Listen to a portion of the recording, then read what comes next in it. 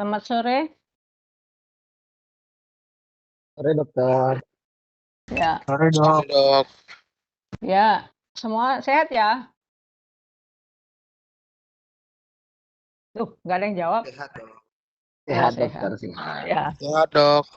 ya.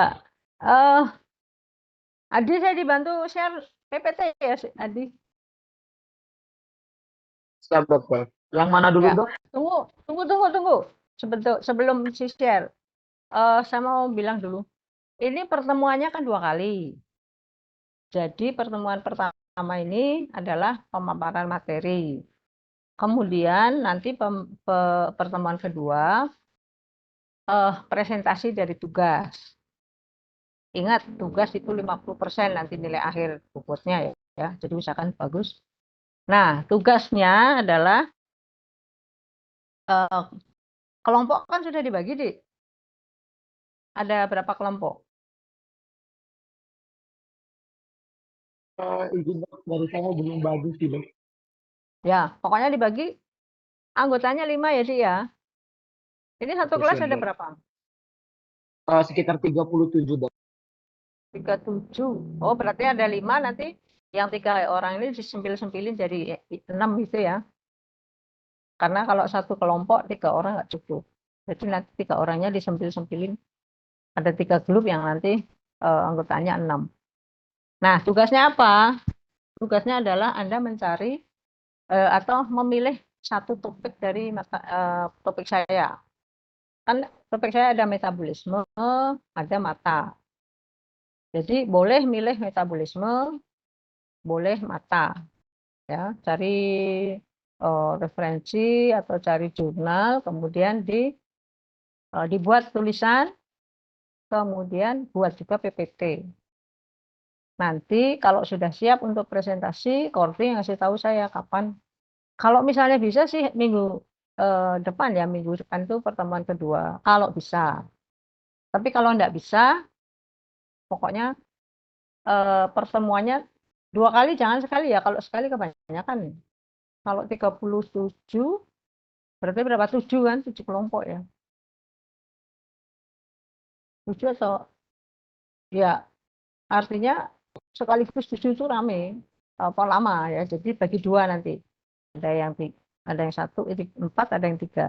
Tentukan waktunya. Kalau nggak bisa Selasa minggu depan, cari waktu, tetapi 2 kali pertemuan. Jadi nanti harus menyisihkan waktu 2 kali. Misalnya tanggal berapa sama tanggal berapa. Eh, Kalau kalian sibuk pagi sampai sore, boleh presentasinya malam jam 7. Ya, supaya nggak ganggu aktivitas. Nggak lama kan, cuma presentasi, apalagi cuma 4 grup satu satu kali pertemuan itu ya. Ya. Kalau bisa jangan lama-lama, karena kalian eh, dosennya kan banyak. Nanti semua kalau misalnya memberi tugas dengan yang sama, terus mepet-mepet mendekati akhir semester kan, jadi nanti nilainya pun agak lambat. Nah, nanti saya ngolahnya juga repot. Kemudian koordinator mata kuliah itu pengampu itu harus diberi batas waktu dalam mengupload nilai akhir disimak itu ya. Ini kalau sampai enggak selesai pada saat akhir semester ya nanti nilainya bisa lama nggak keluar-keluar. Ya, terus apalagi ya? Itu aja. Jadi nanti Adi membagi kelompok, kemudian silahkan kelompok-kelompok itu menentukan topik. Jangan sama ya, kan banyak topiknya nanti. Jadi pilih satu aja, dan kapan siap kasih tahu saya. Oke, sekarang kita ke pemaparan materi. Jadi yang metabolisme dulu, tolong di-share. Baik dokter sebentar.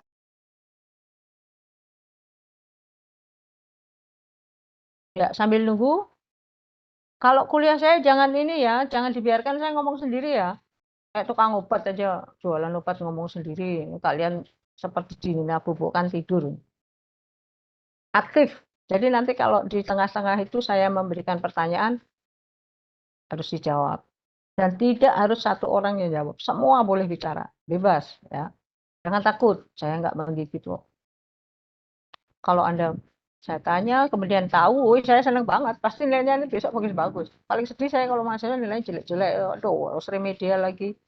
Ya, tapi kalau kalian sudah, pasti wawasan Anda lebih banyak. Anak zaman sekarang kan aktif ya nyari-nyari materi.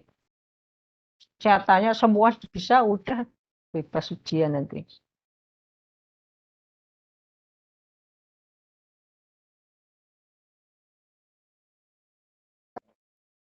Oh, sudah. Di full screen.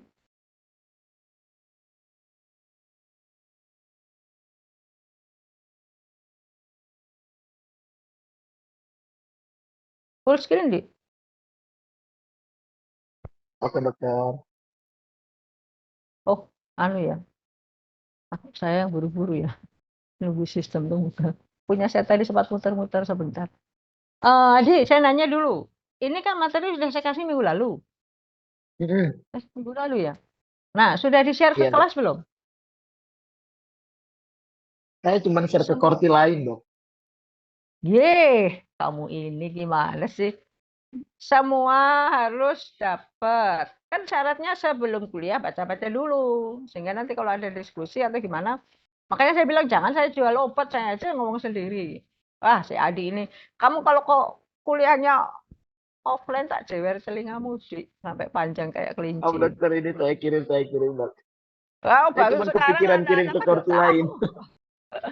Kamu ini. Kan waktu kontrak kuliah, baca dulu sebelum kuliah. Artinya kalau Korti dikasih, berarti Korti harus nge-share ke anak buahnya dong. Mas, contoh Korti lain aja. Nah, kan cuma lihat PPT, belum baca-baca. Ya, tapi nggak apa-apa kalau memang udah ya besok-besok awas ya, Dik, kalau diulang, Dik. Jadi Ya, nanti dok.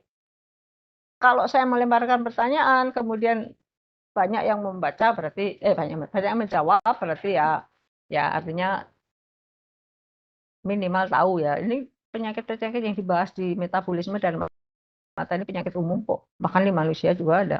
Jadi nggak asing ya. Oke, aktif ya. Saya nggak mau pokoknya kalau saya ngomong terus ditanya nggak ada yang nanya tak tutup nanti. Galak saya. Gara-gara Adi nih. Ya silakan lanjut di.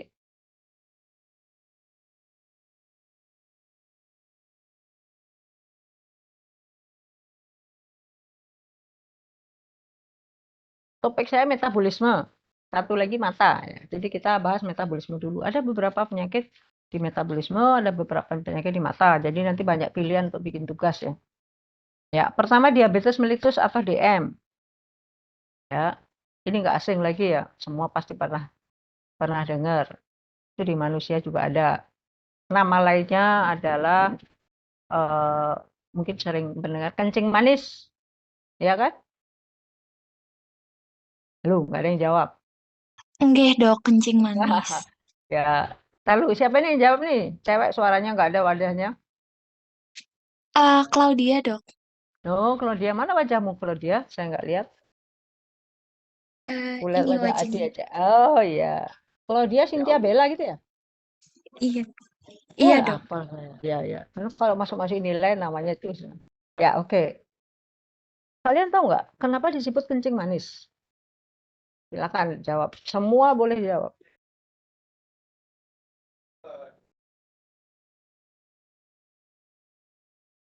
Yo, selain Claudia, siapa lagi?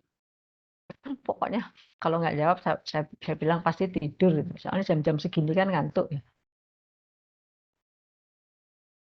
Izin masuk, dok. Ya, silakan. Hari Prasetya, ya. Mana wajahnya Hari? Eh, ini, Oh, dok. ya.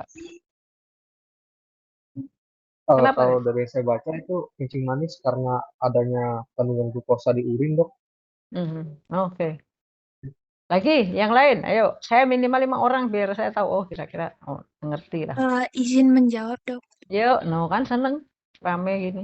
Silakan. Kalau Siapa menurut nih? saya sendiri, Oh, Claudia lagi. Claudia dok. Kalau Mm-mm. menurut saya sendiri, kenapa dikatakan kencing manis? Karena ada anemia dengan insulin itu dok yang menyebabkan kadar gula darahnya naik. Jadi kan mungkin manis Mm-mm. gitu karena ada kaitannya dengan Mm-mm. gula darah gitu. Oke. Terima kasih. 1, 2, 3. Dua lagi. Coba.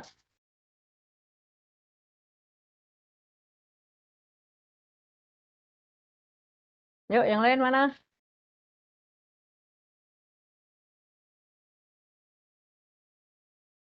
Dik, tunjuk, Dik. Mungkin untuk Fadli.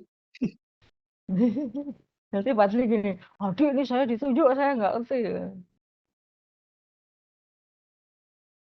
Izin dok. Ya, Ayu Putu. Gusti Ayu Putu, siapa? Mungkin dikarenakan juga kencing manis itu dikarenakan kan dari warna cairannya yang agak kuning kecoklatan itu lebih ke glukosa ke insulinnya dok. Wah, dari warnanya. Oke, yuk satu lagi. Oke dok. Ayo satu lagi ya, udah. Ayo udah, satu orang lagi.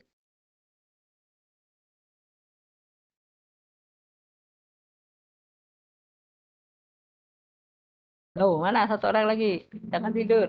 Izin dok. Ya, oh Ade. Ya, izin Ya, dok. Kalau menurut saya mungkin karena keterbatasan tubuh untuk memetabolisme glukosa sehingga terjadi penumpukan glukosa di urin, makanya disebut kencing manis. ya, ya, oke. Ya, Dok. rata-rata tahu ya. Karena juga dari katanya aja udah bisa diterjemahkan. Jadi sebetulnya diabetes mellitus itu adalah penyakit gangguan metabolisme. Metabolisme apa? Karbohidrat yang utama, ya, kemudian lemak, kemudian protein. Nah, sebetulnya kalau hewan normal tidak mengalami gangguan metabolisme karbohidrat, ya, itu proses dari karbohidrat masuk sampai kemudian eh, meningkatkan glukosa darah, kemudian menjadi normal lagi itu berjalan dengan normal.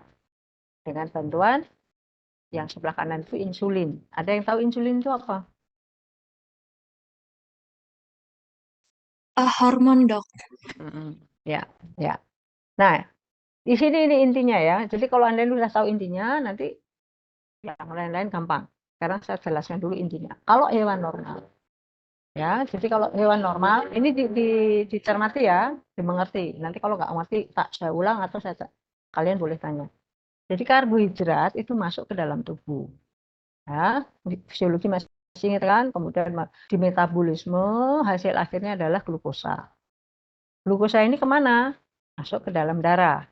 Ya, jadi yang tadinya glukosa darah misalnya kalau masih belum makan karbohidrat itu A ya. Kadarnya A, begitu sudah karbohidrat masuk menghasilkan glukosa, kadarnya meningkat menjadi B. Ya, tetapi karena hewannya normal, otak ini langsung memberikan syarat ke pankreas. Hei pankreas, kamu hasilkan insulin. Insulin ini adalah hormon.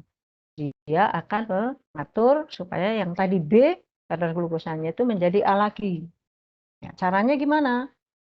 Caranya adalah, jadi kalau hasil dari A, kadar A menjadi B tadi, kan glukosa itu sebagian dipakai untuk energi oleh hewan. Nah, sisanya itu dimasukkan ke dalam sel-sel otot, ya, sel hati. Nah, itu tugasnya insulin.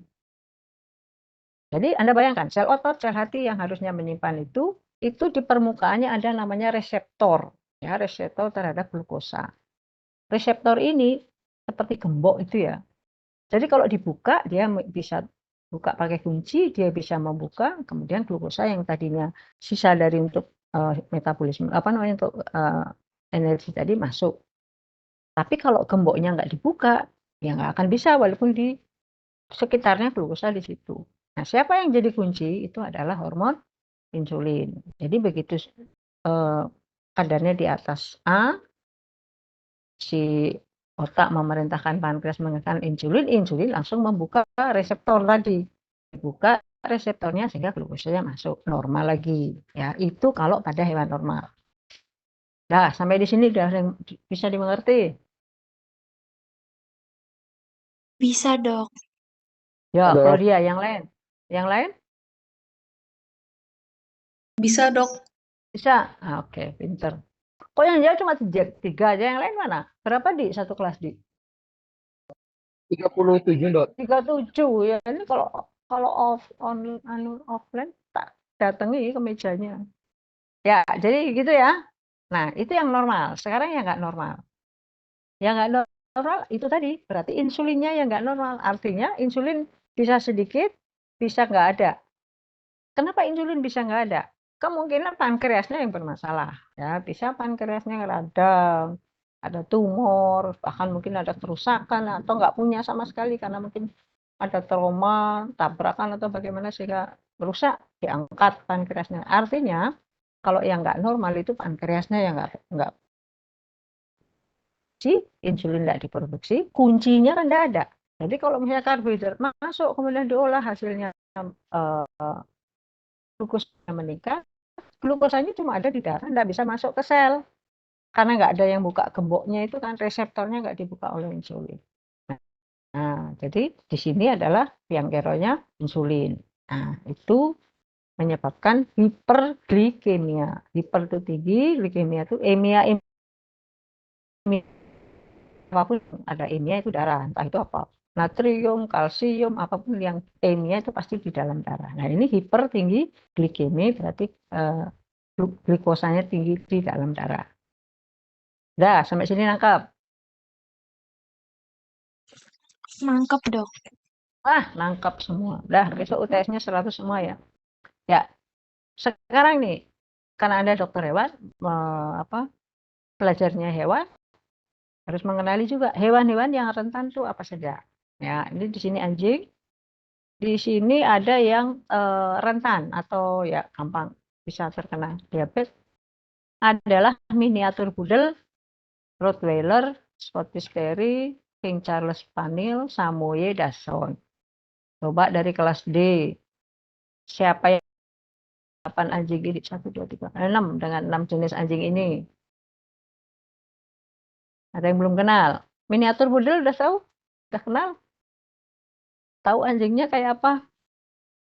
Nanti kalau praktek Tahu, bukan Dok. ada anjing Bali ya, apalagi kalau di kota-kota besar itu kan anjing macam-macam. Oke, niat. Kalau nggak salah di Aklin kemarin praktikum ada yang bawa anjing poodle ya. Rottweiler, Rottweiler juga pasti sudah semua hafal, tahu ya. Scottish Terrier, ini berarti jenis-jenis Terrier itu ya yang punya ikel-ikel itu ya. Scottish namanya, biasanya sih menunjukkan asalnya ya mungkin dari Skotlandia gitu. Ada Terrier lagi dari negara mana, dari negara mana. King Charles Spaniel berarti anjing Spaniel yang kalau ini King Charles menunjukkan asalnya ya dari Inggris. Samoyed, Samoyed itu mirip-mirip anjing Kintamani ya, tetapi rambutnya lebih lebat karena dia memang dari daerah kutub ya. Ini kalau cewek pasti senang ya rambutnya lebat terus pokoknya menggemaskan. Dachshund, Dachshund itu anjing apa ya, panjang badannya tapi pendek, panjang tapi pendek. Nah, nanti ada gambarnya habis ini biar kenal. Terus lanjut, yang sering terkena adalah ini yang rentan ya, tapi ada hewan lain, apa ras lain juga mungkin bisa ya, apalagi kalau misalnya apa namanya memang ada insiden di mana pankreasnya bermasalah pasti bisa mengalami itu. Umur 8 tahun atau lebih ya, biasanya yang normal. Itu yang tua-tua ya, tua-tua yang umurnya sudah bukan anak-anak lagi. Karena kalau masih kecil, masih anak-anak sampai setengah tua itu masih fungsi tubuhnya masih oke. Jadi nggak bermasalah. Tapi ini biasanya tua, semuanya sudah mulai menurun, ditambah lagi ada faktor lain. Lanjut sih.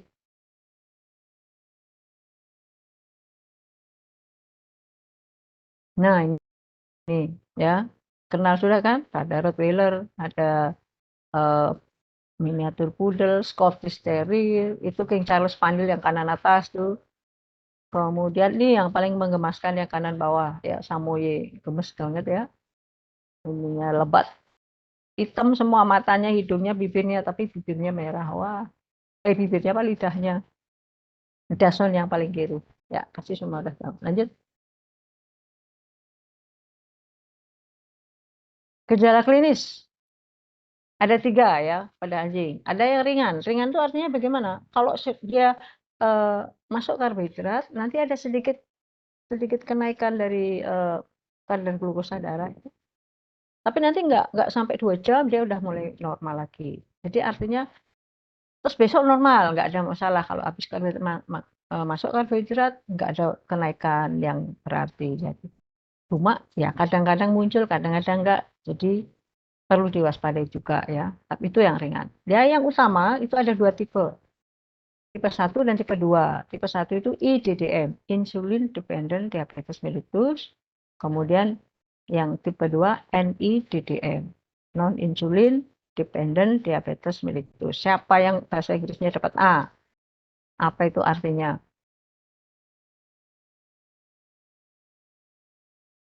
Insulin Dependent Diabetes Mellitus. Itu bahasa apa ya? Bahasa Inggris? Apa bahasa Bali kuno? Ayo.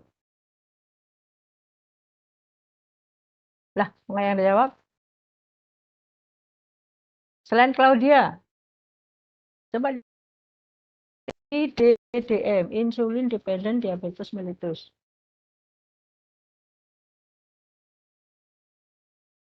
Halo?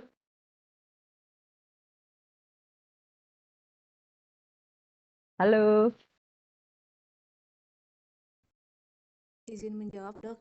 Ya, silakan. IDDM itu artinya diabetes mellitus ketergantungan insulin. Oke, kalau bawahnya pakai N, non-insulin.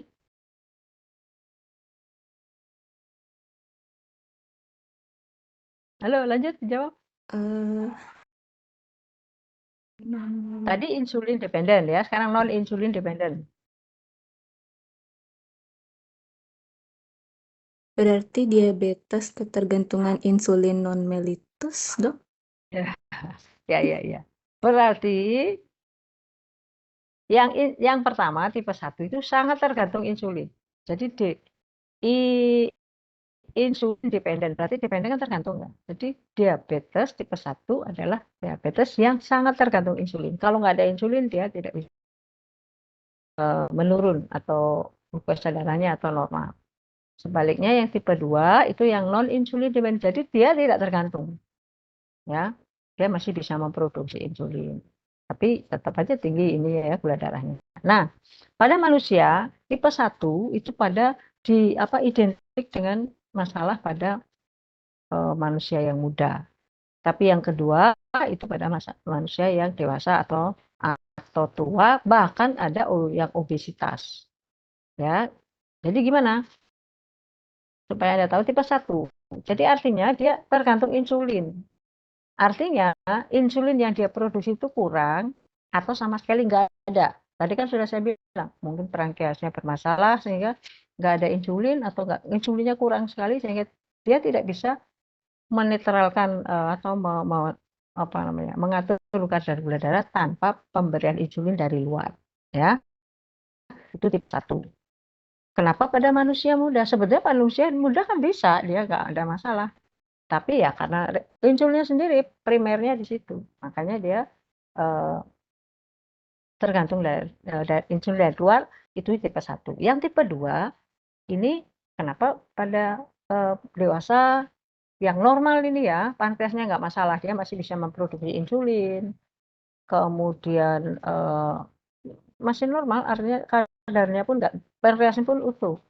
Tetapi karena ya kalau sudah di tua itu kan banyak fungsi tubuh yang menurun, ditambah obesitas. Obesitas kan gemukan. Nah, obesitas ini yang menyebabkan lemak-lemak itu membungkus reseptor yang tadi saya bilang. Jadi reseptor yang di sel-sel otot, sel hati itu tertutup oleh lemak. Sehingga reseptor ini tidak peka terhadap insulin. Ya.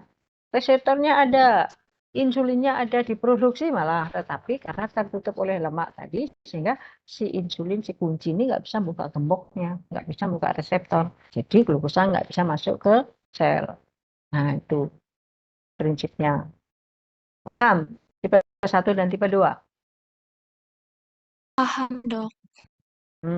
Kok yang jawab Claudia aja, yang lain mana? Paham, Dok. Paham, Dok. Paham, Dok. Kalau nggak Paham, dipanggil nggak keluar. Iya, kalau sama saya udah banyak ngomong. Kalau perlu bercanda gak apa, tak kerjain kalian. Kalian salah tingkah, saya senang.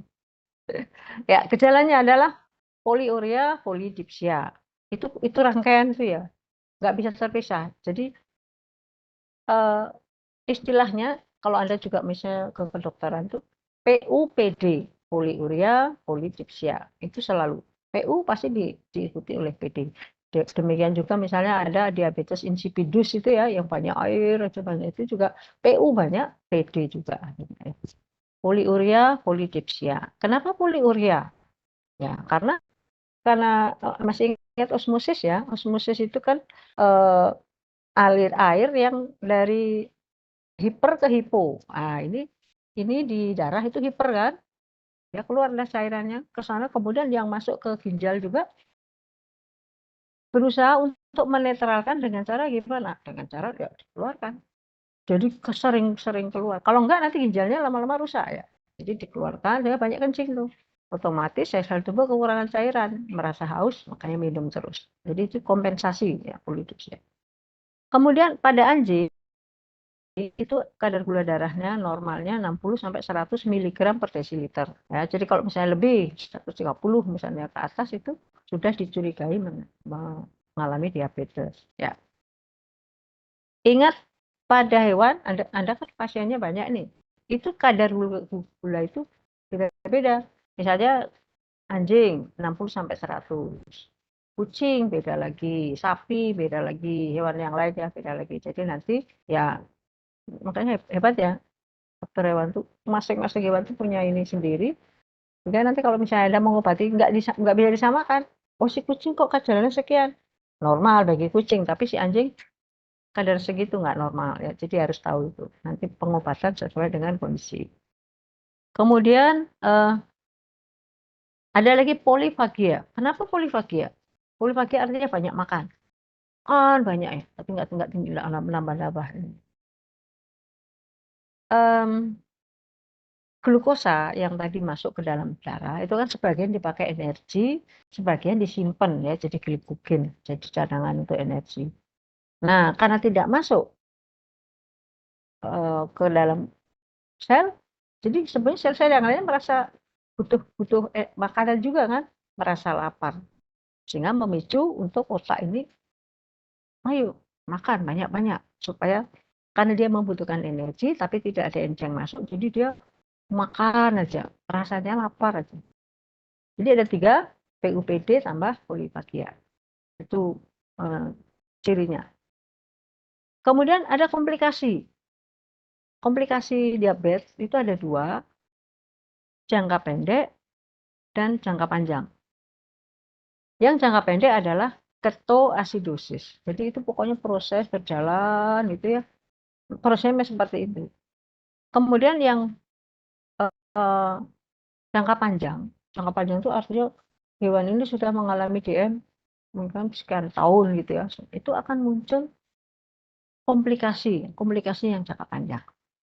Sekarang yang jangka pendek, ketoasidosis berarti di dalam darah ya itu banyak terdapat asam-asam ya, keton, jadi ketoasidosis. Jadi asam-asam keton itu banyak di dalam darah. Coba sekarang, kalau misalnya hewan kemudian kurang makan, gimana caranya dia bisa atau berusaha untuk mencari makan atau ya untuk memenuhi kekurangan makanan itu? Saya yang tahu nggak? Fisiologi yang dapat A siapa?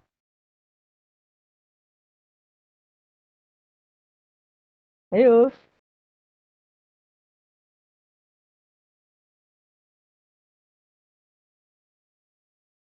Halo. Kalau Halo misalnya dok, hewan. tadi suaranya putus-putus dok, mohon maaf dok. Oh ya ya ya. Yang dari mana? Yang perlu saya ulang? Yang waktu pertanyaannya itu dok. Oh, pertanyaan ya. Misalnya hewan ini ya, kekurangan makan atau memang nggak ada asupan makan.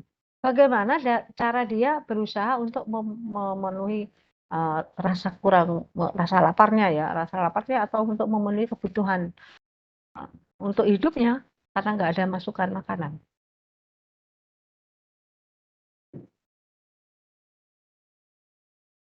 Izin menjawab dok. Silakan. Untuk itu biasanya diinfus dok, terapi cairan. Oke, itu kan dari luar. Sekarang si hewan sendiri, usaha dari dalam hewan sendiri bagaimana? Izin menjawab, Dok. Hmm. Oh iya. Oh, ayo, bagus, banyak yang mau jawab. Dengan membakar lemaknya, Dok. Ya, cadangan energinya lemak, ya kan? Jadi lemak itu dibongkar karena dia nggak dapat apa-apa, sedangkan dia butuh energi. Lemak dibongkar, nanti ujung-ujungnya hasilnya apa? Kalau karbohidrat tadi hasilnya glukosa, kalau lemak dibongkar-bongkar hasilnya adalah asam-asam lemak. Adalah badan keton, ya, badan keton. Badan keton ini kalau apa namanya dalam tubuh banyak itu sangat beracun, ya, sehingga hewan bisa asidosis istilahnya itu ya, tapi ketonnya di situ. Nah, itu nanti hewannya mungkin bisa pingsan, bahkan kalau nggak ketolong ya bablas ya. Itu cirinya adalah apa? Mukosanya biru. Coba siapa yang tahu? Mukosa biru itu kenapa? Mukosa kan normalnya pink ya. Kalau merah banget itu hiperemi hewannya. Kalau misalnya ada masalah di hati atau di bedu kan terus ya jadi kuning. Tapi kalau biru, mukosanya biru, itu kira-kira kenapa? Kekurangan oksigen. Ya, kurang oksigen. Ya, kurang oksigen. Apa namanya? Apa istilahnya itu ikterus cyanosis yang biru itu ya. Ya, betul. Jadi karena asam yang banyak itu akan mengikat oksigen habis sudah akhirnya hewannya bisa pingsan, bisa mekap-mekap, bisa malah makan mati karena nggak ada oksigen ya. Oke, sekarang mikroangiopati itu jangka panjang ya, udah lama prosesnya. Nah, Anda tahu arti mikroangiopati apa? Mikro adalah Mikro kecil, Dok. kecil, angio anatomi, ayo anatomi. Berapa puluh tahun yang lalu dapat anatomi lupa. Angio?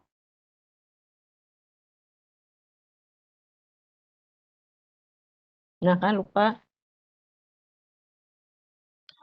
Kalau tidak salah, mikroangiopati itu permasalahan pada pembuluh darah mikro gitu, Dok. Pembuluh darah, angio ya. Pembuluh darah yang kecil-kecil, pati itu mengalami kemunduran, bahkan kerusakan ya. Udah nggak berfungsi. Nah, kenapa jangka panjang pembuluh darah yang kena? Karena kan tadi glukosa darah tinggi di dalam darah. Terus tahun-tahun. Lama-lama nanti lumennya dari pembuluh darah itu kerak-kerak di lumennya ya, di dinding lumennya itu akan menumpuk kerak-kerak situ sehingga lama-lama lumennya mengecil, bahkan nutup ya. Kalau dari jantung aorta itu kan gede. Nah, itu masih aman. Yang paling kecil-kecil itu yang kalah nanti selama proses lama itu menutup. Di mana saja yang mikroangiopati terjadi? Satu di mata, ya. Di mata itu pembuluh darah kecil-kecil itu bisa ini sehingga penderita diabetes itu bisa katarak ya. Kabur pandangannya kabur. Jangka panjang gitu ya. Kemudian ginjal. Ginjal itu juga di nefron itu kan, itu banyak pembuluh darah kecil-kecil bisa sampai menutup. Makanya sering terjadi gagal ginjal.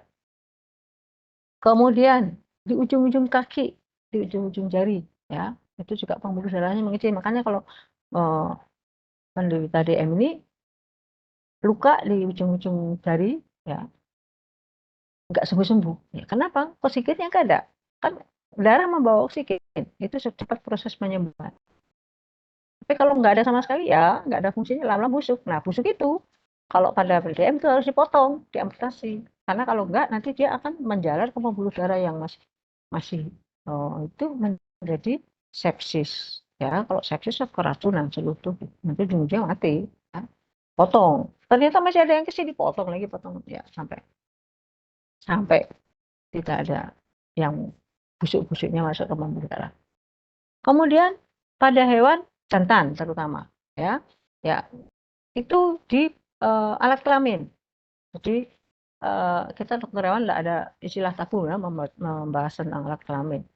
Reproduksi kan. Jadi alat kelamin pada hewan jantan itu kalau ereksi, kalau hewannya tidak ereksi pasti kecil kan penisnya. Tapi begitu ereksi pasti besar. Ya, karena pembuluh darah banyak di sana.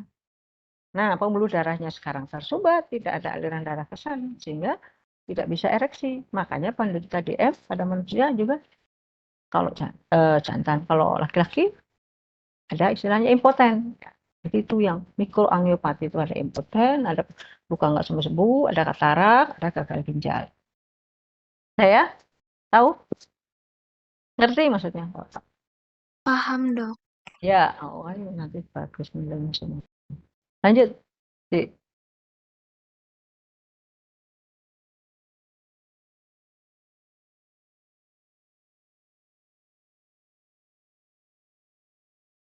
Oke, sekarang gimana cara mendiagnosa? Kalau kita pengen tahu bahwa itu DM. Yang jelas gejala klinis tadi kan PUPD tambah polifagia. Kemudian ada glukosuria, jadi dalam air urin ada gula, hiperglikemia, jadi di darah ada gula. Ada lagi caranya, karena kita pengen melacak ya, ada uji, namanya uji toleransi glukosa. Jadi glukosa diberikan, kemudian dicek. Biasanya pengecekan itu dipuasakan dulu, kemudian diberikan glukosa, kemudian setengah jam, 1 jam, sampai 2 jam. Nah, dari puasa, gula darahnya misalnya A, kemudian dikasih glukosa, pasti naik. Nah, itu nanti dicek, kalau sampai 2 jam kembali normal, seperti sebelum diberi, itu berarti nggak ada masalah.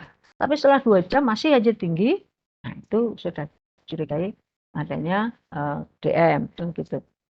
Nah, sekarang uji glukosa ini ada 2. Yang melalui mulut atau oral glukosa tes, UGT, atau yang melalui intravena, jadi langsung ke pembuluh darah.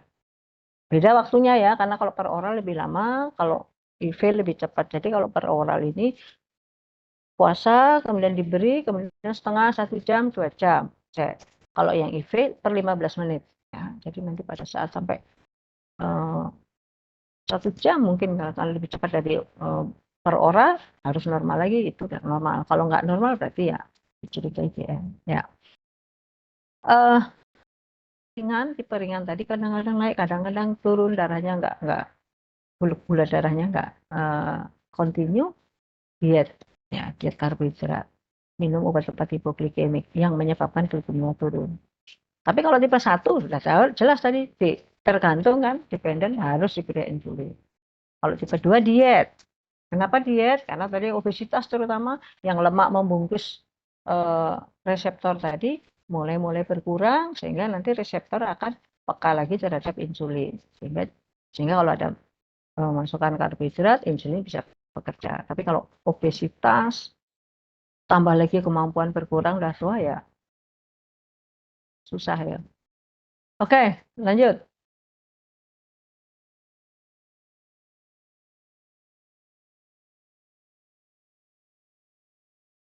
Ya, tiroid. Sekarang tiroid. Ini juga hormon dihasilkan di, pasti anatomi tahu kan, di daerah leher.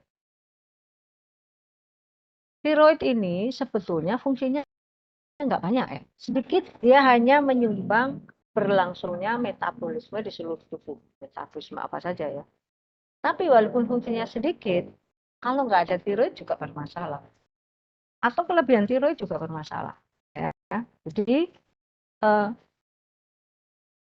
ada yang kurang disebut hipotiroid, ada yang produksinya lebih disebut hipertiroid. Kenapa bisa sampai hipo atau hiper? Ya pasti ada masalah dengan organnya ya, atau faktor lain. Lanjut.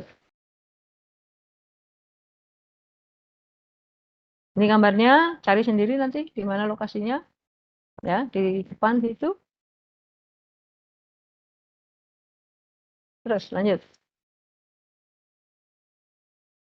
Hipo, ya. Namanya hipo, berarti kurang. Jadi peran dia di dalam berlangsungnya metabolisme tubuh juga berkurang. Apa akibatnya? Energi menurun, lesu, pokoknya yang di bawah standar normal ya, kulitnya kering, rambutnya rontok. Nah, terus kalau hewan yang muda tidak bagus pertumbuhannya, sehingga ada istilahnya dwarfism, itu apa namanya, KT ya, cebol itu ya, karena tidak normal metabolismenya, jadi pembangunan tubuh juga berkurang. Kemudian apalagi gampang tak peka terhadap dingin, pokoknya yang serba kurang. Sebaliknya yang hipertiroid. Lanjut. Nah, hipertiroid ini terbalik dengan hipo ya. Makan banyak, apa namanya, suka tremor begitu ya. Kemudian peka terhadap rangsangan. Jadi peka apa misalnya. Jadi ada sedikit langsung kaget. Panas yang berlebihan. Kalau yang hipo tadi nggak tahan dingin, ini malah produksi panas berlebihan. Ya, jadi gejala-gejala ini seperti yang tadi, entah itu hipo atau hiper.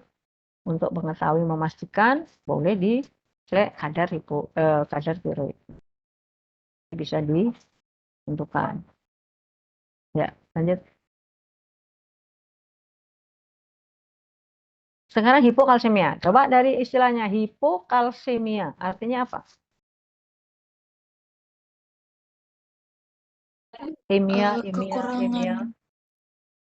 Kekurangan kalsium, dok. Di mana? Di darah, dok.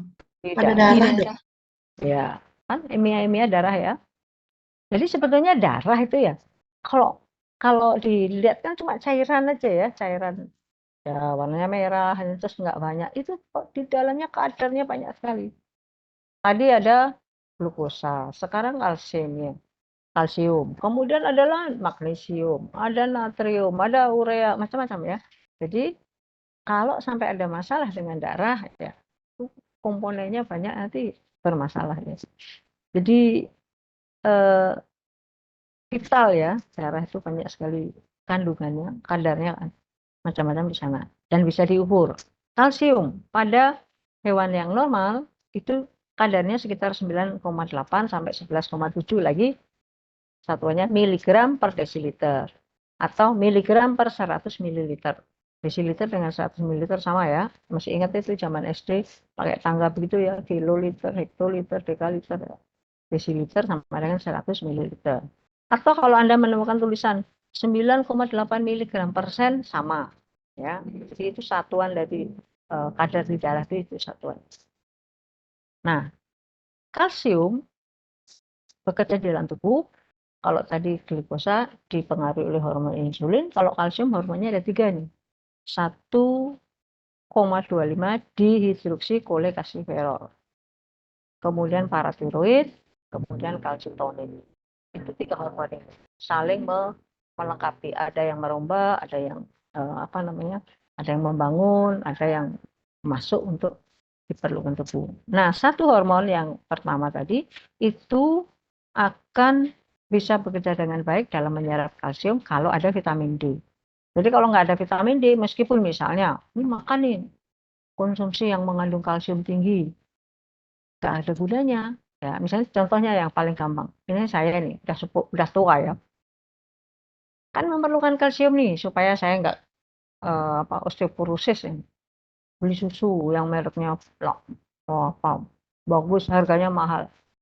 Perasaan sudah minum susu pasti tulang saya kuat.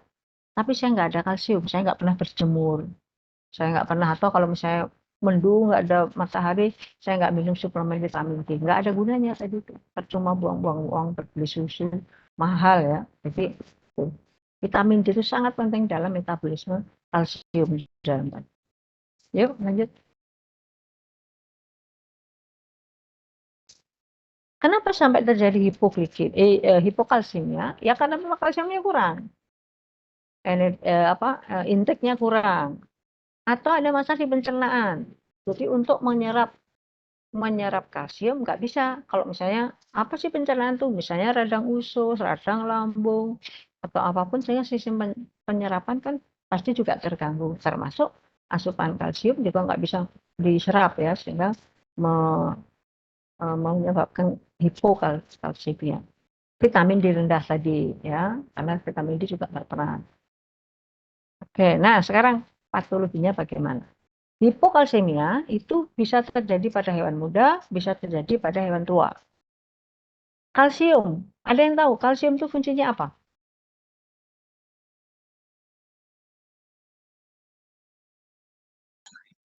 Untuk pembentukan tulang dan gigi. Tulang, gigi, ya apalagi?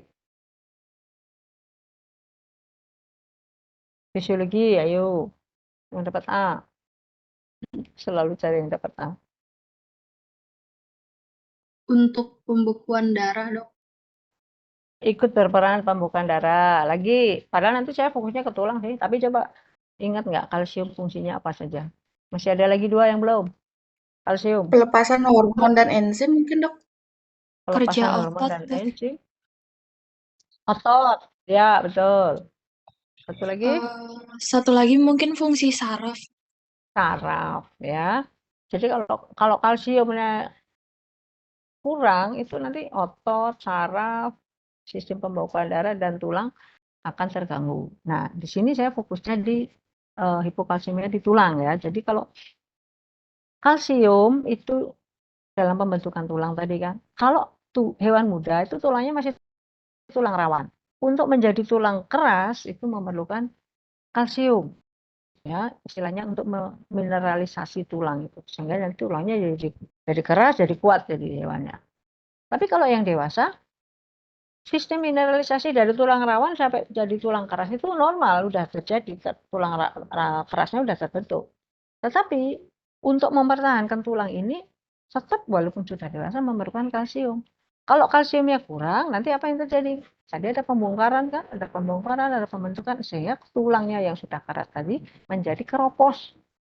Makanya disebut osteoporosis, tulang poros, jadi bolong-bolong ya. Kalau Anda membayangkan spons itu ya, spons yang untuk entah cuci piring, entah cuci motor itu kan kelihatannya besar gitu ya. Tapi ya poros, nanti kalau Anda genggam begitu jadi mangkrak. Nah, resikonya apa kalau sudah kurang kalsium pada hewan yang sudah dewasa, osteoporosis? Kalau nggak hati-hati, kepleset, jatuh, itu pasti gampang patah tulang. Ya. Sementara yang kecil ini, karena dia mineralisasinya nggak sempurna, kurang kalsium, dia tambah dewasa, kan berat badannya tambah naik. Sementara tulangnya lemah, nggak bisa menyangga. Apa akibatnya? Bengkok, beratan. Nah, jadi kalau hipokalsiemia itu bisa menyebabkan osteoporosis, bisa menyebabkan tulang bengkok pada hewan muda. Lanjut.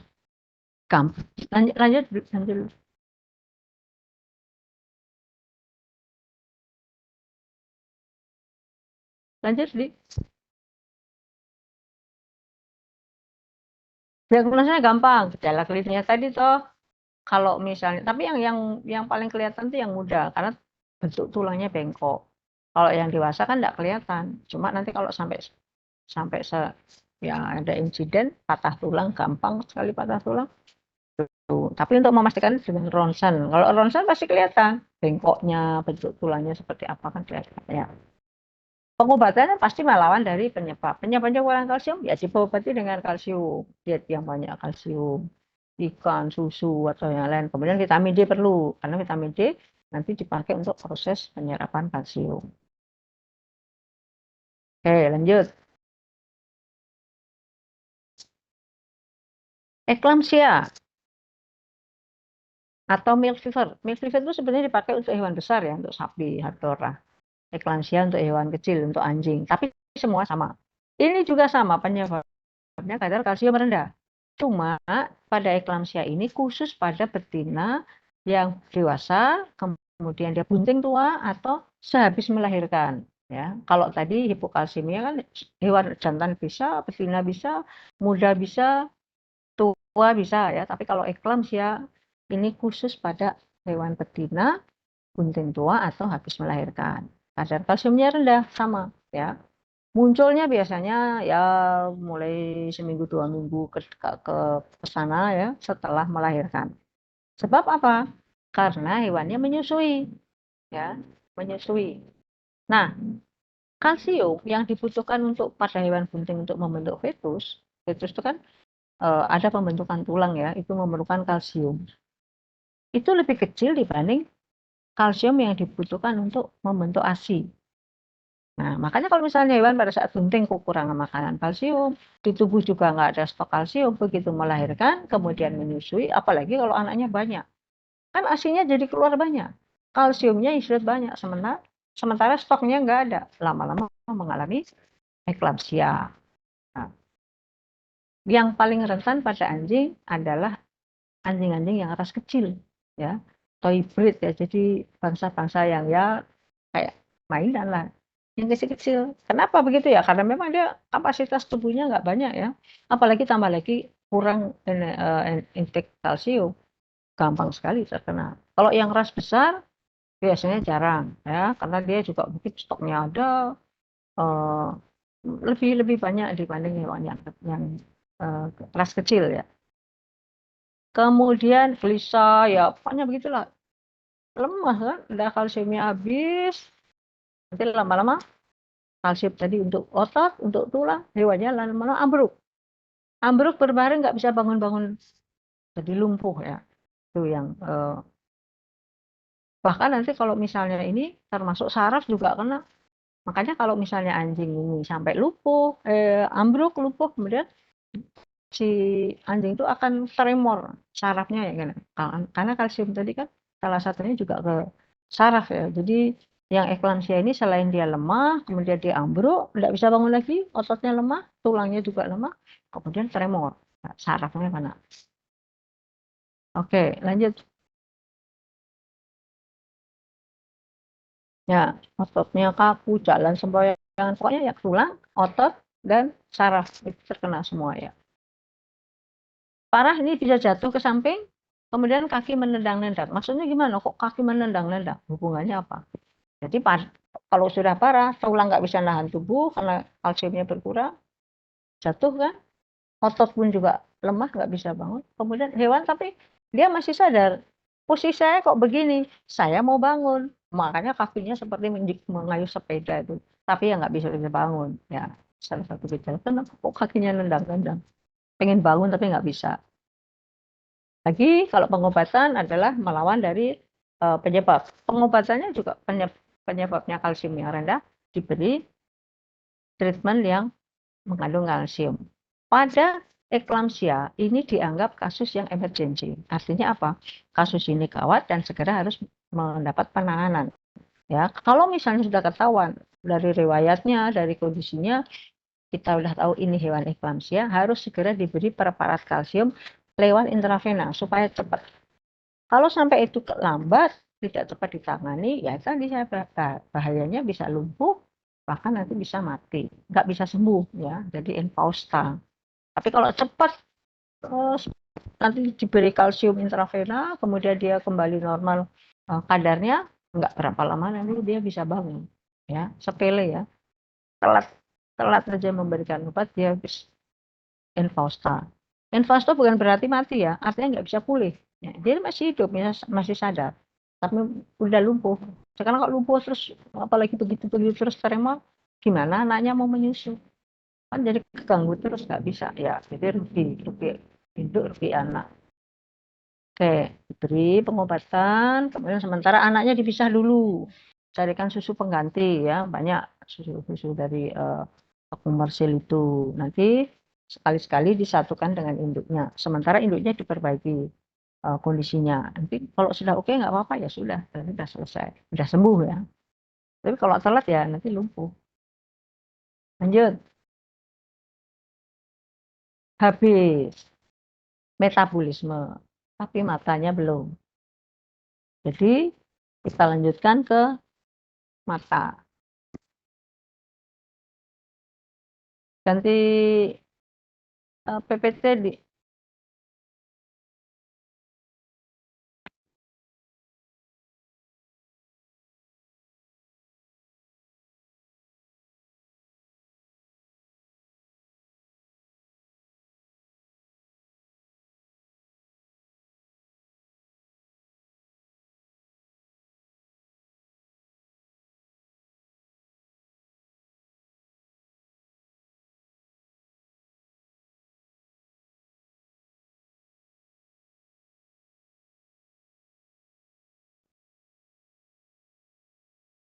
Sebentar ya, Dok.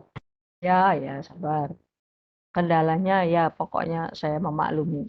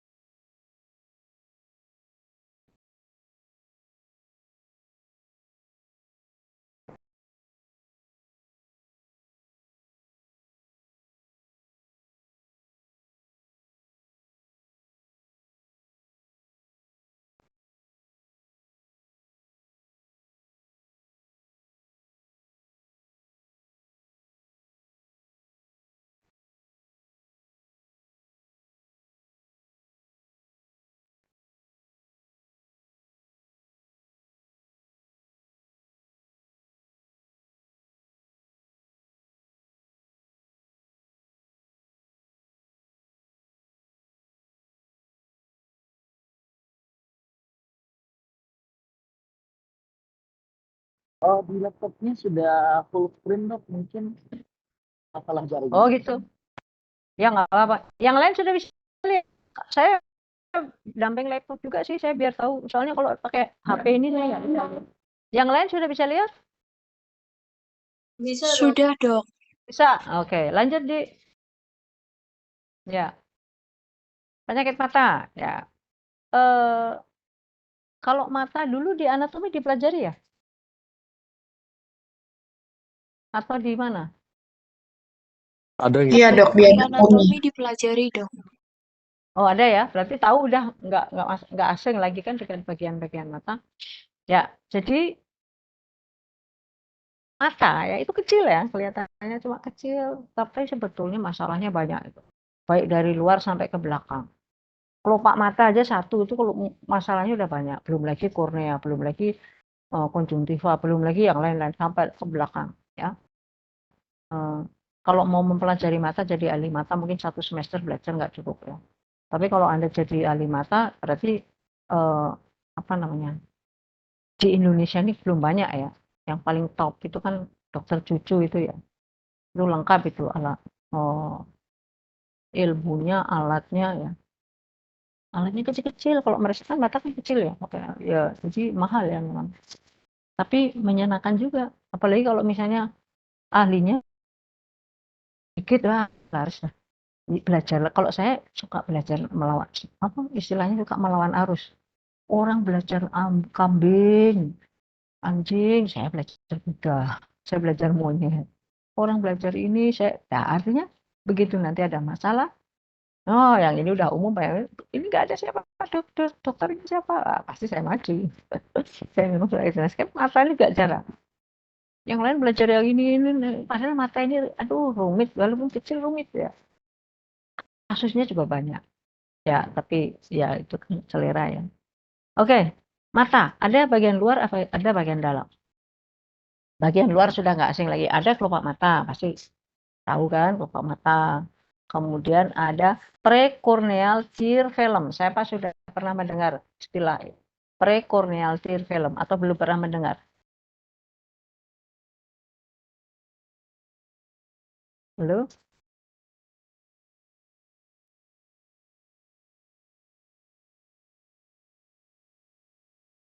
Belum pernah mendengar atau sudah pernah?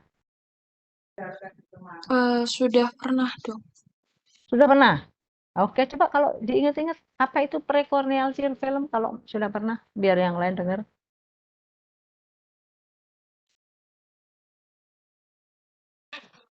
Prekorneal, mohon maaf ya Dok kalau ramai. Ya, nggak apa-apa. Prekorneal tear film itu kalau nggak salah kompleks Kalau nggak salah. lapisannya mata gitu Dok, dari kayak cairannya, terus habis itu lipidnya, proteinnya, kayak gitu-gitu Dok. Oke. Yang lain Untuk ada sudah pernah? mengatur air mata. Ya. Terima kasih. Oke. Ya. Yang lain sudah pernah mendengar atau belum? Atau sama dengan yang jawaban tadi? Precorneal tear film. Itu dari kata-katanya aja bisa diartikan tuh.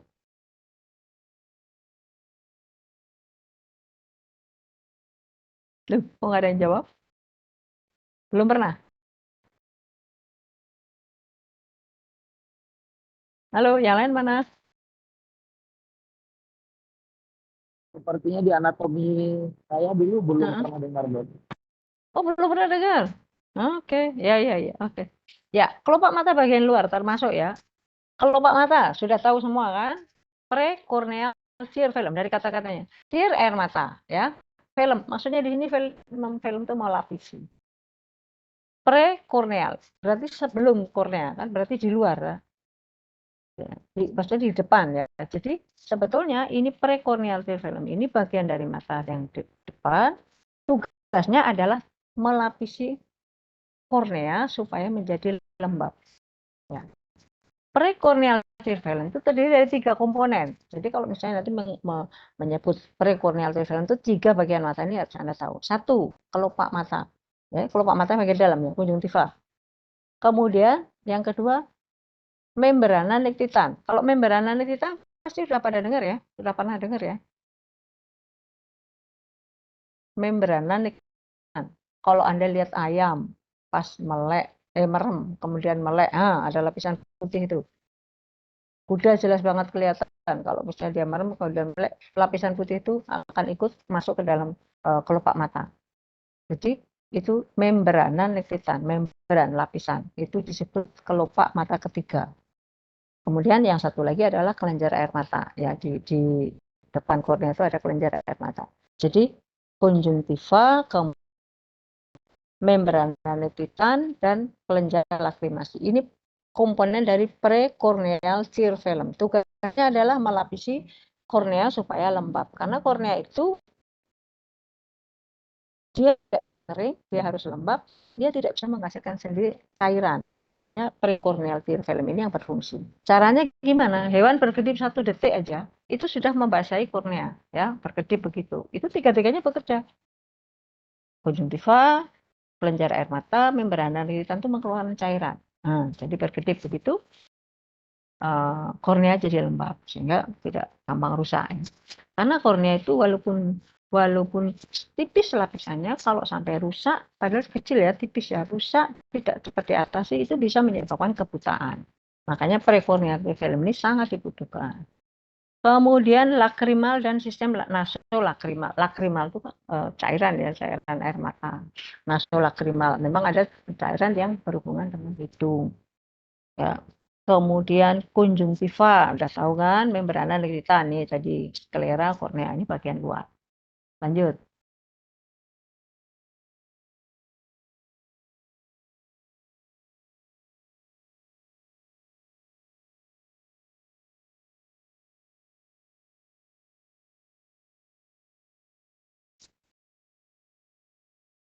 Lanjut, Di.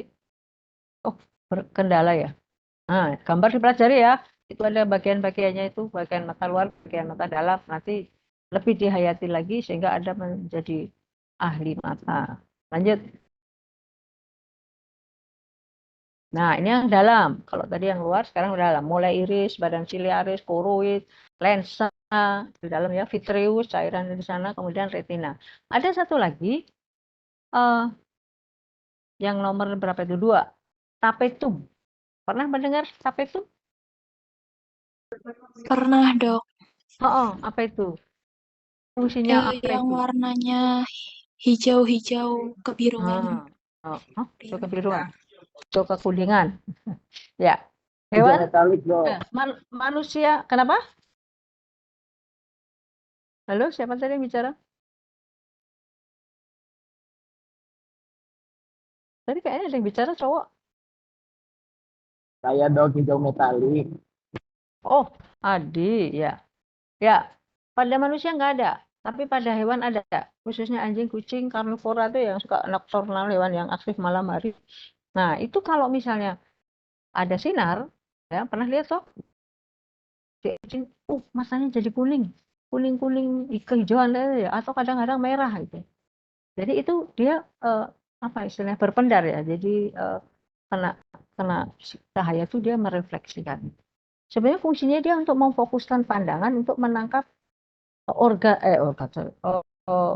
objek ya. Sehingga dia karena disorot begitu kan nggak jelas. Nah, itu pendar itu nanti akan melihat, oh ini yang mendekati saya itu. Nah, tapi kadang orang awam kan nggak tahu, apalagi yang hobinya nonton film horor itu ya. Wah, kalau ada anjing, kucing atau apa hewan terus langsung matanya bersinar. Malam hari lagi gelap-gelap, setan itu pasti kan itu. Takut jadinya. Nah, Anda jangan takut. Dokter hewan nggak boleh takut karena itu tapetum ya. Misalnya adik punya pacar. Rumahnya di desa. Desa pun jaraknya jauh itu. Sawah aja jadi gelap. Mau apel malam minggu ke sana. Terus naik motor. Lah, di Bali banyak anjing berkeliaran, apalagi kalau malam suka anjing yang ngumpul-ngumpul arisan itu kan banyak. Naik motor, kok anjingnya semua matanya itu ketakutan si adik ini, dikira ada setan karena dia suka nonton film horor kan. Pulang balik nggak berani, nggak jadi ke situ, nanti saya diindos setan. Besok pagi-pagi langsung ditelepon, Kak Adi, tak putus sekarang ini, kita putus. Loh, kenapa? Tadi malam nggak apel saya malam minggu karena takut sama setan, padahal itu tapetum ya. Besok jangan diulang ya, itu udah tahu sekarang tapetum ya. Jadi siapapun jangan takut kalau lihat anjing atau kucing gelap-gelap malam matanya bersinar ya, itu tapetum namanya. Yuk lanjut. Intermezzo ya, Dik. Nggak apa-apa, Dik. Kamu tak pakai contoh ya. Aman dokter. Ya, ini gambar sih pelajari juga. Ini lebih detail lagi dibuka sehingga nanti Anda bisa lihat bagian-bagiannya. Matanya pasti lebih ini dari saya. Yuk, lanjut. Saya sampai jam berapa, Dik?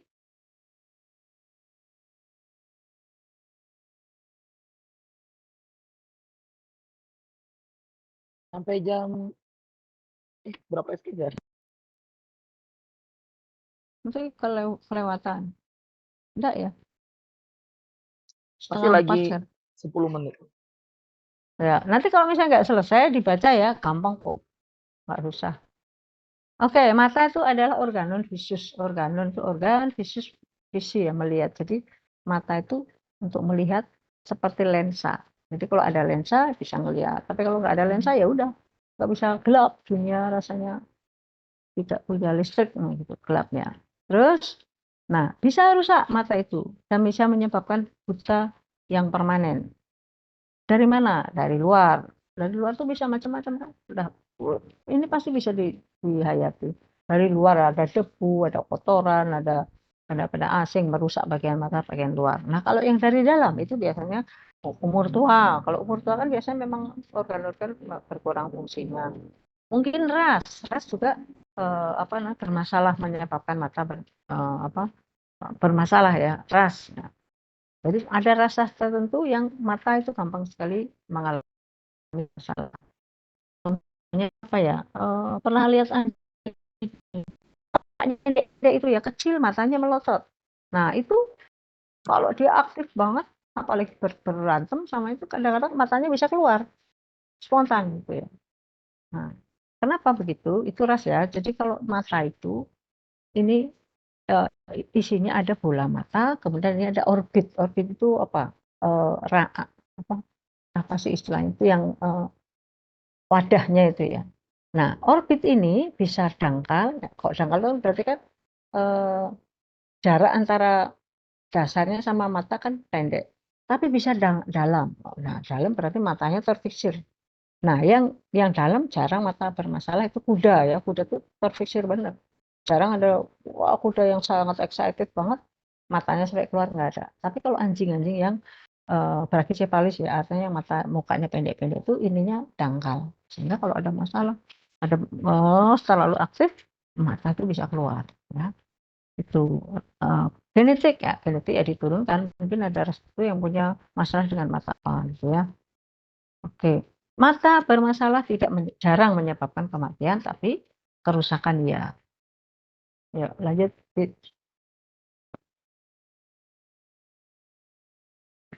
Sebelum itu ya.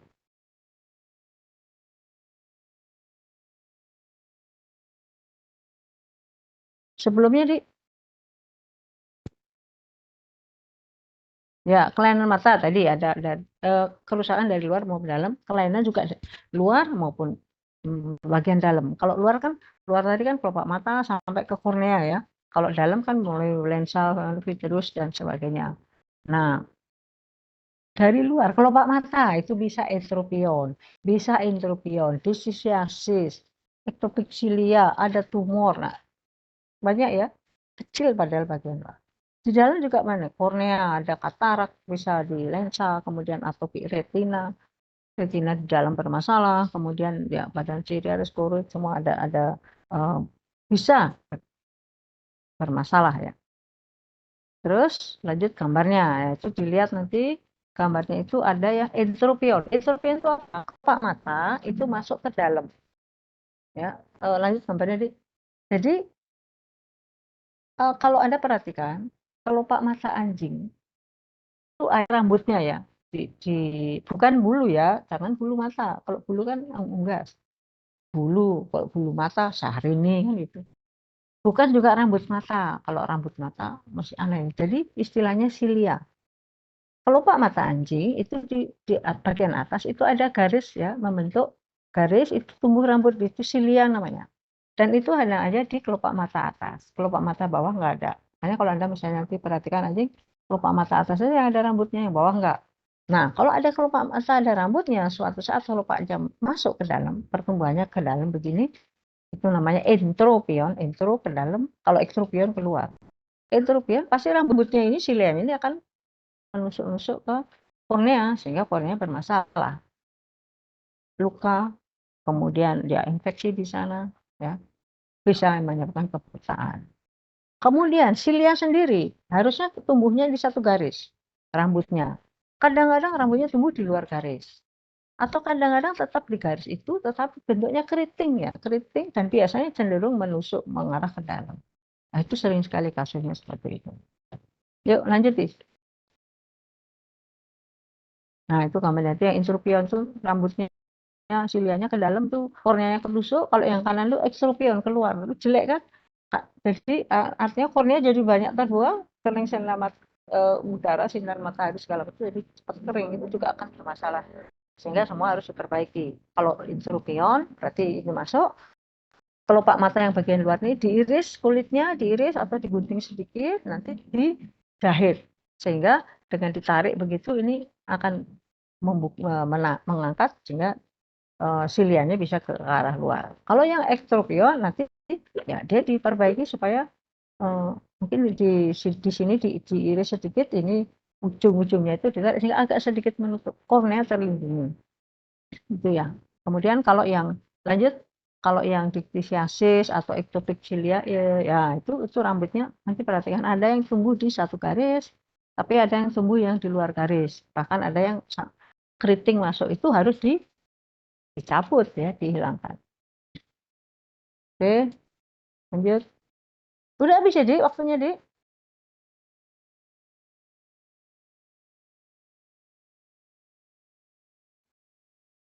Adik, belum? Halo? Izin masuk, Dok. Ya, Waktunya sudah habis, Dok. sudah habis. Jadi gini, masih ada sebentar. Mata merah, konjungtivitis. Wah, masih ada 4 nih ya. Glaukoma. Tapi gampang dipelajari kok. Nanti itu dibaca sendiri ya.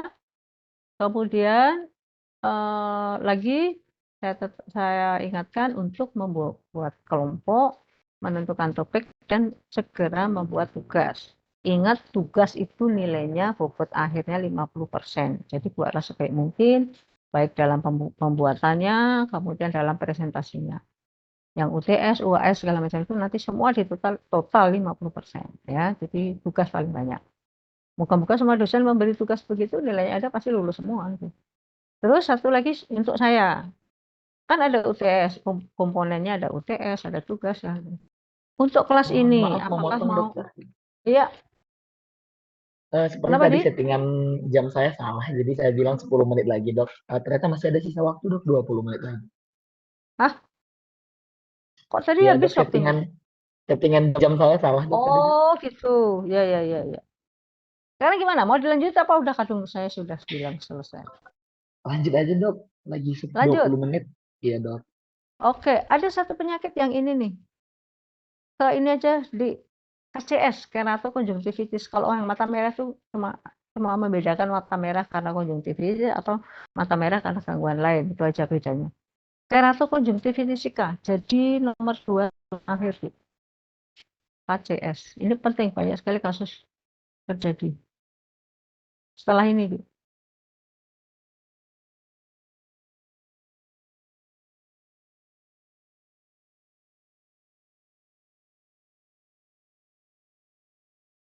Halo, Di. Atau mau ini? Saya sih ikut aja. Kalian masih bisa itu. Masih bisa waktu, ada waktu. Di, mau ini yang di layar ini. Iya, Dok. Oh, Mungkin masih loading, Dok, untuk PPT-nya. oh, ya. Di yang KCS, Adi. Bentar ya. Ya, ya, ya. Tahu udah saya sabar.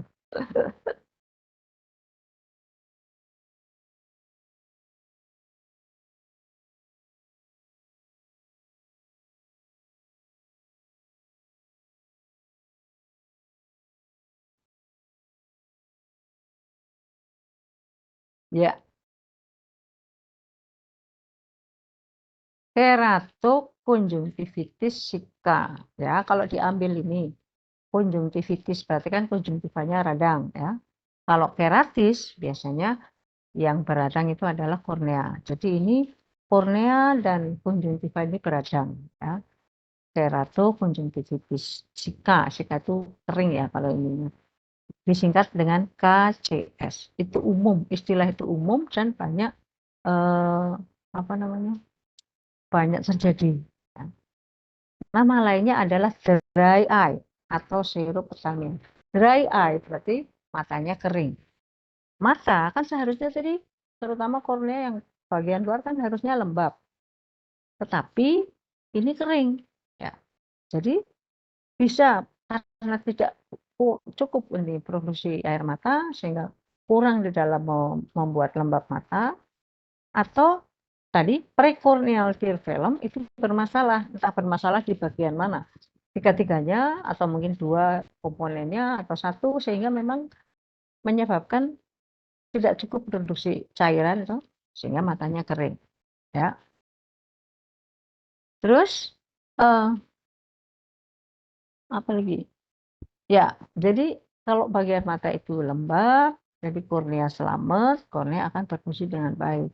Kalau sampai ini terjadi, apalagi tidak ditangani, kornea akan jadi kering, mudah terkena apa namanya ya, mungkin ada benda-benda asing atau yang melukai sehingga menyebabkan kerusakan di kornea dan bisa menyebabkan kebutaan. Terus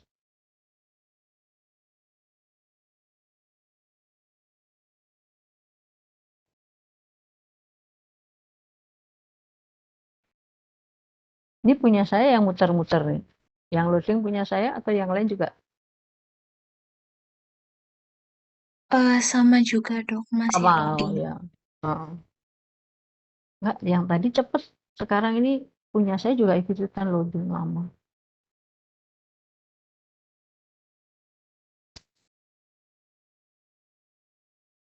Sinyalnya menghilang dok sebentar ini. Hmm. Hmm.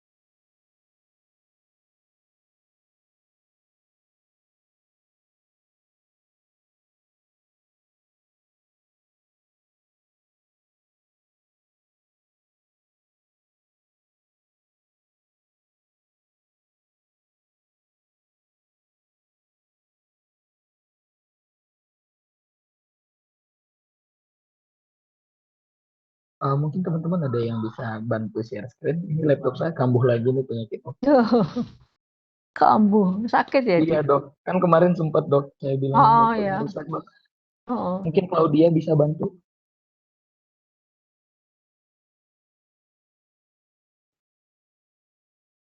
Apakah sudah terlihat dok?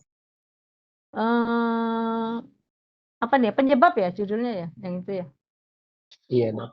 Oh ya, Iya saya lihat dok, laptop slide saya yang selanjutnya. ini kecil ya.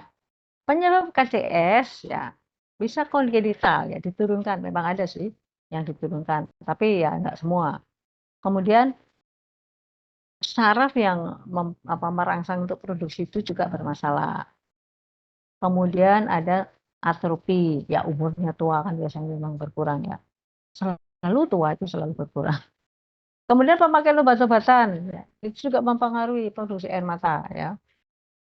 Jadi banyak sebab ya. Kemudian, nah pada anjing sering ada infeksi, distemper, kalau kucing ada apa namanya, ada herpes, itu berpengaruh terhadap produksi air mata. Kemudian diabetes juga bisa bermasalah, macam-macam ya. Jadi yang intinya adalah kelenjar air mata itu kurang cukup ya untuk membuat mata lembab. Yuk lanjut.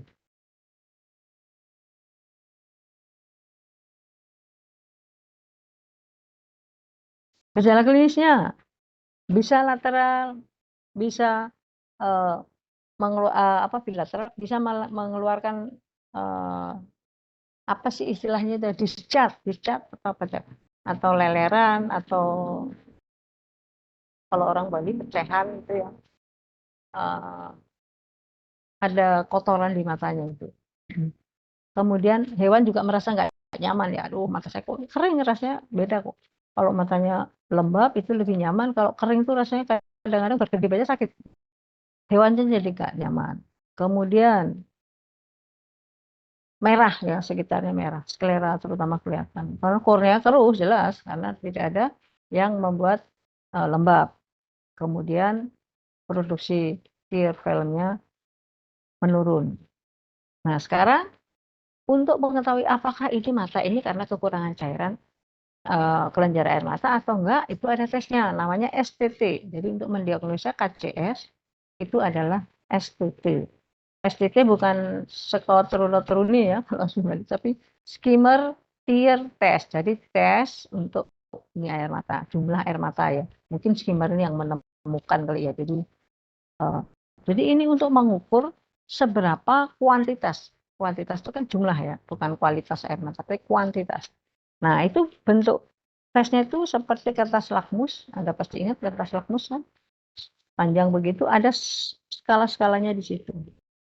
Nanti STT ini dimasukkan, tempelkan ke mata, tunggu beberapa, mungkin 1 menitan. Nah, nanti kalau ada air mata di situ, seberapa banyaknya atau bahkan tidak ada, itu kalau ada akan membasahi dari kertas itu nanti kelihatan agak basah di skala berapa.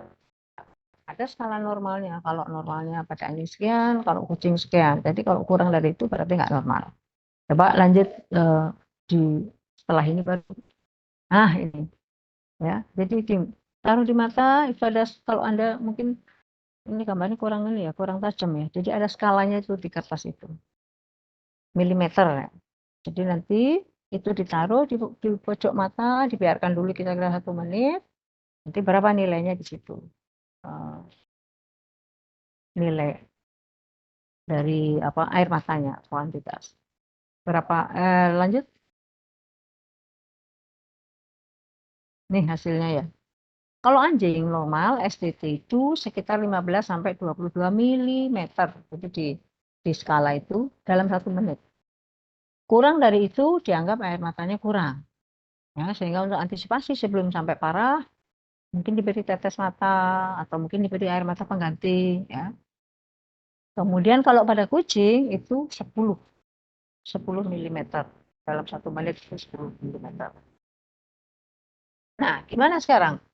Penyebabnya kurang air mata, berarti harus diobati dengan harus cairan ya. Air mata, ada air mata pengganti. Saya nggak tahu di sini ada apa enggak ya. Jadi air mata itu memang air mata untuk anjing dan kucing sebagai air mata pengganti. Berarti kalau sampai diproduksi, berarti kasusnya banyak ya. Nanti diteteskan sambil dicek supaya hewannya nyaman. Ada juga obat namanya siklosporin ya, 0,25 atau 1% itu untuk meningkatkan kekebalan dari mata, sehingga nanti kalau ada bakteri atau segala macam yang mungkin akan merusak itu bisa terbarrier ya. Kemudian ada kortikosteroid ya, tetes mata itu juga menyebabkan lembab, kemudian juga ada pelindungnya kortison.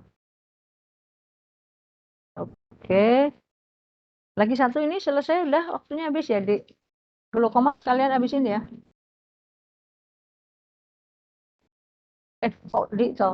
Dia ya yang ini ya. Ya, glaukoma itu adalah penyakit matanya. Ini kompleks nih sebetulnya ya. Tapi yang jelas intinya bahwa tekanan bola mata itu meningkat ya. Terus apa namanya? Si hewan ini akan merasakan tekanan yang dari dalam tuh. Itu kalau dibilang ya, saya sih nggak tahu ngerasain ya. Rasanya sakitnya luar biasa katanya. Karena sebetulnya mata ini punya tekanan, tapi normal gitu ya. Itu dari apa? Cairan. Jadi mata itu memproduksi cairan, kemudian itu akan disalurkan melalui kelenjar ya, kelenjar lakrimasi namanya. Makanya sering keluar air mata, menangis itu normal ya. Jadi kalau misalnya keluar air mata jangan, terutama cowok, aduh cengeng banget. Enggak, kalau memang itu harus keluar karena itu diproduksi, dan itu nanti kalau keluar itu dia akan membuat seimbang tekanan ya di bola mata.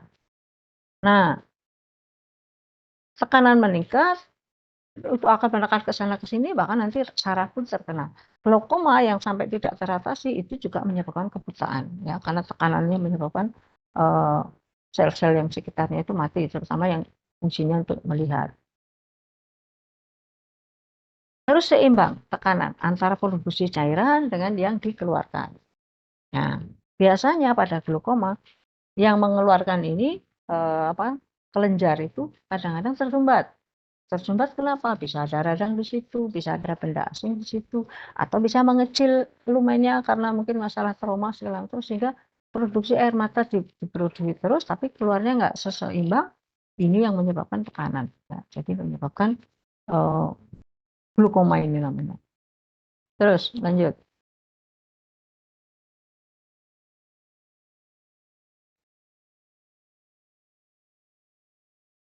Udah ya? Nggak lihat saya. Ya. Glaukoma ada primer, ada sekunder. Ya, kalau primer ya memang strukturnya, karena tadi yang menyebabkan tekanan bisa seimbang karena kelenjarnya tidak bermasalah, sehingga diproduksi dengan yang dikeluarkan seimbang, tidak menyebabkan tekanan. Tetapi yang sekunder itu biasanya bukan dari kelenjar air matanya, tetapi ikutan. Banyak nih, katarak juga bisa menyebabkan glaukoma. Kemudian neoplasma apalagi ada di dalam intraokuler, ada neoplasma, ada bengkak tumor di sana, menekan itu juga bisa. Kemudian uveitis itu yang berarti di dalam ya, yang mata bagian dalam. Pokoknya yang mata bagian dalam itu bisa menekan, bisa menyebabkan gangguan bahkan sampai ke kebutaan. Oke, lanjut. Nah, alat untuk kalau tadi untuk mendiagnosa KCS tadi dengan S2D, sekarang ini alatnya namanya SHOT atau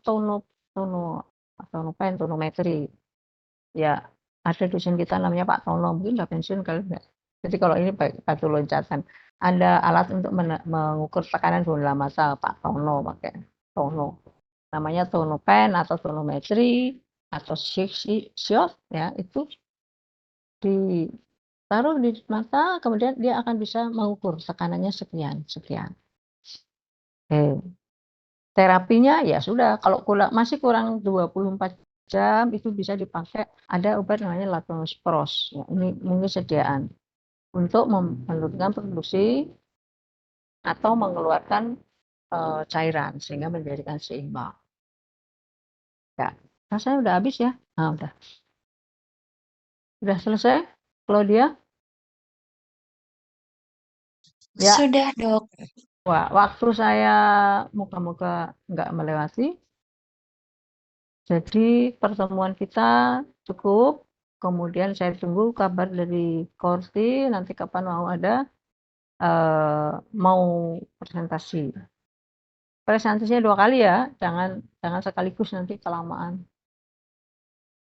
Kalau tidak bisa pagi, siang, sore, malam bisa. Yang penting ada, tidak kerepotan. Tapi kalau bisa lebih bagus lagi minggu depan sudah. Tapi ya nggak tahu saya. Biasanya sih banyak tugas. Tapi kalau nggak ada tugas, mending minggu depan nggak punya utang. Ya. Sudah? Selesai? Sudah, Dok. Nah, ya. Kalau sudah saya tutup ya. Silakan melanjutkan aktivitas.